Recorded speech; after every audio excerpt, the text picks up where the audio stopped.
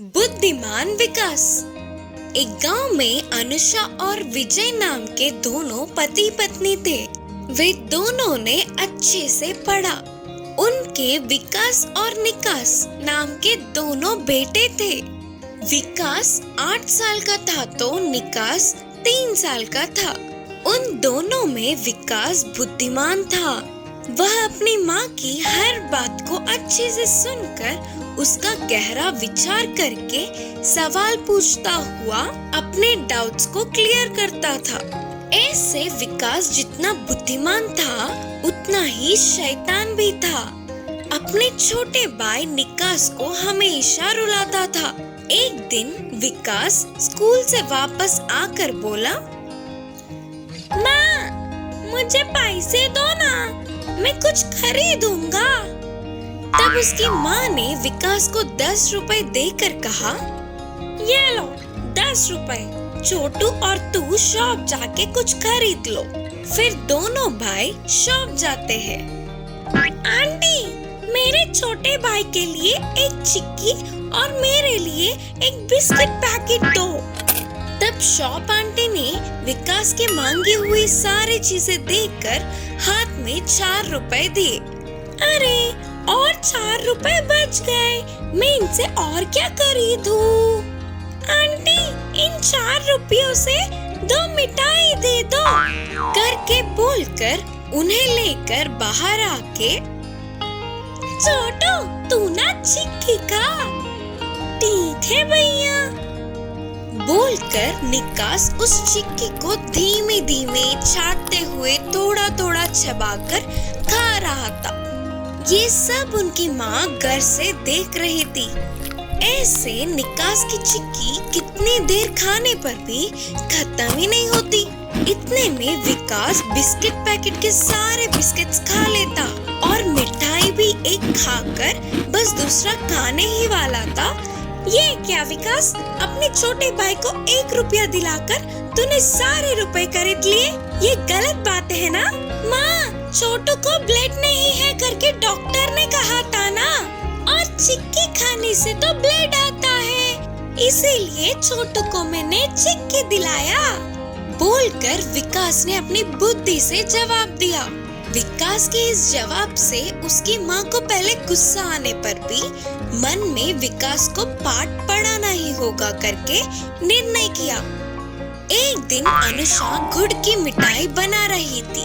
तब उस स्वादिष्ट खुशबू को पहचानने वाले विकास और निकास, माँ मुझे दो, मुझे दो, माँ मुझे दो मिठाई, माँ मुझे दो मिठाई। रुको रुको, गरम है, हॉल में जाकर बैठो, मैं प्लेट में डालकर लाती हूँ। चलो रे छोटू, हम जाकर बैठते हैं, माँ ले आएंगी ना हमारे लिए करके बोलकर अपने छोटे भाई को लेकर हॉल में बैठे इंतजार कर रहे थे। थोड़ी देर बाद उनकी माँ दोनों प्लेटों में मिठाइयाँ रखकर लाई तो विकास अपने आप को रोक न पाते हुए विकास अपने प्लेट को लेकर देखा तो उसके प्लेट में बस एक ही मिठाई थी। वही उसके छोटू का प्लेट मिठाइयों से भरा था। माँ! यह देख विकास गुस्से से अपनी माँ से कहा, क्या हुआ मेरे बच्चे? फिर विकास ने गुस्से से कहा, माँ, क्यों आपने छोटू को इतने सारे मिठाई दिए और मुझे बस एक ही दिया?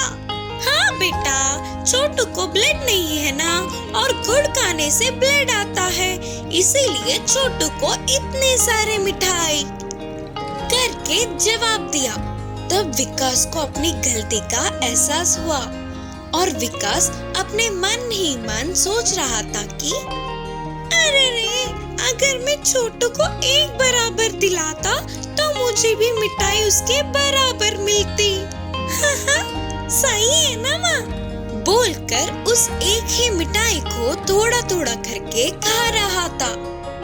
इस कहानी की सीख है कि हम अपने सामने वालों को एक बराबर समझेंगे तो हमें भी बराबर का हक मिलेगा। जादुई हथौड़ा। रामापुर नाम के गांव में चंद्रैया नाम का बड़ाई था। वह बहुत ही गरीब था। तरह तरह के वस्तुएं, घर की चीजें तैयार करके उन्हें बेच के कमाए हुए धन से अपने परिवार को चलाता था। एक दिन काम से बाजू के गांव जंगल के रास्ते जाने वाले चंद्रैया को जाल में फंसा एक हाथी दिखा। राहदार, जल्दी इस जाल से मुझे छुड़ाओ, नहीं तो शिकारी आकर मुझे बंदी बनाकर ले जाएगा, बोलकर गिड़गिड़ा रहा था हाथी। हाथी के दुख को देख चंद्रैया हिल गया। तुरंत जाकर उसे जाल से छुड़ा लिया। फिर उस हाथी के पास एक हथौड़ा प्रत्यक्ष हुआ। राहदार, मैं एक जादुई हाथी हूँ। तुम्हारी अच्छाई और तुम्हारी मदद से प्रसन्न होकर मैं तुझे इस जादुई हथौड़े को दे रही हूँ। इससे तेरे काम में यह बहुत काम आएगी और साथ ही तेरा सिद्धि भी होगा। बोलकर वो देख के चली गई हाथी। उस जादुई हथौड़े को घर लाने वाला चंद्रैया उससे अपने खेती का काम और घर के चीजों की तैयारी में उपयोग किया। इससे पहले एक महीने में तैयार करने वाले चीजों को अब उस जादुई हथौड़ा बस एक ही दिन में और ज्यादा सुंदर बनाने लगा। उसके व्यापार में बहुत तरक्की होने लगी। आसपास के गांव के लोग भी चंद्रैया के पास ही आकर अपने पसंद की चीजें खरीद रहे थे। इससे हाथी के दिए हुए जादुई हथौड़े से चंद्रैया को अच्छी कमाई हो रही थी। सभी के जुबान पर सिर्फ चंद्रैया का ही नाम होने पर इन सब से चंद्रैया के बारे में जानने वाले बड़े चोर सोम और दाम उसी रात को बिना आवाज किए दीवार कूदकर घर में घुसे। तब तक चंद्रैया तो गहरी नींद में सो रहा था। अरे वाह, शेर तो गहरी नींद में है। क्या टाइमिंग है यार अपनी। सोना और कैश जितना चाहे उतना चुरा लेंगे रे। ऐसे दोनों चोरों ने सारे कीमती चीजों को अपने बस्ते में डालने लगे। थोड़ी देर में उन्हें एक पेटी में संभाल के छुपाई हुई हथौड़ा दिखा तो उसे देख के वे चौंक गए। हमारे तालों को खोलने के लिए ये काम आएगा ना रे। हाँ, पेटी में ऐसे छुपाया है ना तो बहुत कीमती होगा। सोचकर दोनों चोरों ने इसे लेने का प्रयास किया। इतने में वह हथौड़ा उड़ के दूसरी जगह चली गई। अरे अरे, ये क्या है रे, हमसे ही खेल रहा है। हाँ, हमें नहीं जानता है ना भाई। फिर दोनों ने उस हथौड़े को पकड़ने की कोशिश की। बाप रे बाप, ये तो कोई साधारण हथौड़ा नहीं है, ये तो जादुई हथौड़ा है रे। भागो। हाँ भाई, आपने सही कहा, चलो यहाँ से भाग जाएंगे। दोनों चोर सोम और दाम चुराए हुए सामान को वहीं छोड़कर अपने प्राणों को बचाने के लिए भागने लगे। माँ बतख की चतुरता। एक जंगल के नदी में माँ बतख अपने बच्चों के साथ मिलकर रहती थी। ये सब नदी में आराम से घूमकर उनके लिए पर्याप्त भोजन को समेटकर खुशी से रहते थे। एक दिन सबसे छोटी बतख ने अपनी माँ से कहा, माँ, हमने आज तक इस जंगल का सैर नहीं किया, सिर्फ एक बार हमें अपने साथ ले जाकर दिखाओ ना, करके पूछी। इसके लिए माँ बतख के मानने पर अगले दिन ही जंगल का सैर करने की सोची। जैसे सोचा था बिल्कुल वैसे ही अगले दिन सुबह ही माँ बतख ने अपने बच्चों के साथ नदी से बाहर निकलकर जंगल की ओर चल पड़े। ऐसे बतख के सारे बच्चे खुशी से झूमते हुए माँ के पीछे पीछे चल पड़े। जंगल में थोड़ी दूर जाते ही माँ बतख को बस थोड़ी ही दूर में एक भेड़िया दिखा। अपने बच्चों से कहा, बच्चों, दूर से वह भेड़िया इसी तरफ आ रही है, तुम सभी फौरन पास के नदी में चले जाओ, करके धीमी आवाज में बोली।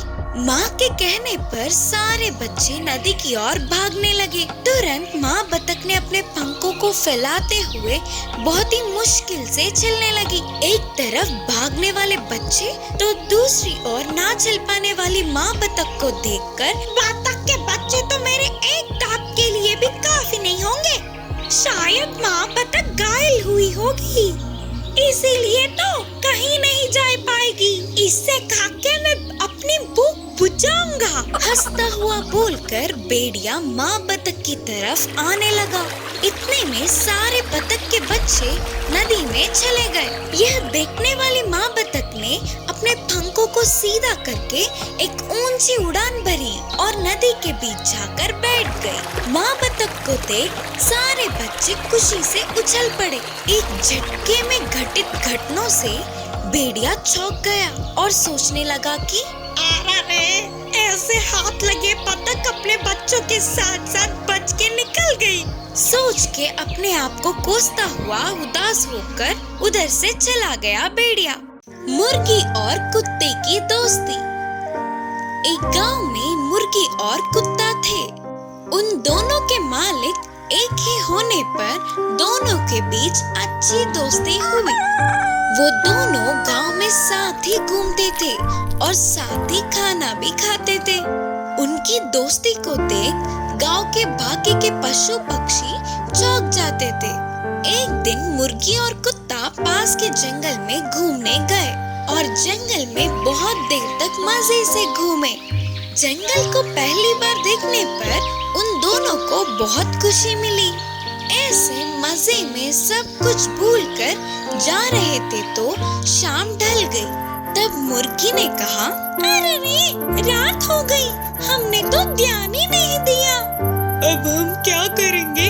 अगर जंगली जानवर आएंगे तो हम क्या करें? सोचकर मुर्गी चतुरता से एक पेड़ के डाल पर चढ़ के बैठ गई और कुत्ता पेड़ के छाल में छुप गया। कुछ देर बाद एक लोमड़ी उसी तरफ आई। खाने के लिए कुछ तो मिलेगा ही करके बहुत देर तक वही बैठी रही। अब उधर रुककर कोई फायदा नहीं करके जाने वाले लोमड़ी को पेड़ पे बैठी मुर्गी दिखी। लोमड़ी ने मुर्गी से पूछा, मुर्गी, मेरे लिए एक गाना गाओ ना। तब मुर्गी ने गाना गाया। अपनी दोस्त की आवाज सुनते ही कुछ तो खतरा है करके पेड़ के छाल में छुपा कुत्ता सतर्क हुआ। फिर लोमड़ी ने कहा, मुर्गी, अच्छी सी मुर्गी, नीचे आकर गाना गाओ ना, मैं तुम्हें एक अच्छा सा तोहफा दूंगी। लोमड़ी के छाल को मुर्गी समझ गई और बोली, लोमड़ी मामू, मेरे पैरों में दर्द है, मैं अब नहीं उतर सकूंगी। मेरे दोस्त उस पेड़ के छाल में है, उससे पूछ लो गाना गाने के लिए। बोलकर मुर्गी ने चतुराई से कहा, अच्छा, तो पेड़ के छाल में एक और है क्या? अच्छे से पहले उसकी खबर लेकर फिर तेरे पास आऊंगा। सोचकर लोमड़ी खुशी से पेड़ के छाल में अपना मुंह रखा तो अंदर के कुत्ते ने लोमड़ी को जोर से काटा। मैं मर गया रे, अरे मैं तो मर गया रे बाबा, बोलकर चिल्लाती हुई लोमड़ी उधर से भाग गई। फिर सुबह होते ही रात की बात को याद करके हंसते हुए मुर्गी और कुत्ता खुशी खुशी घर लौट गए।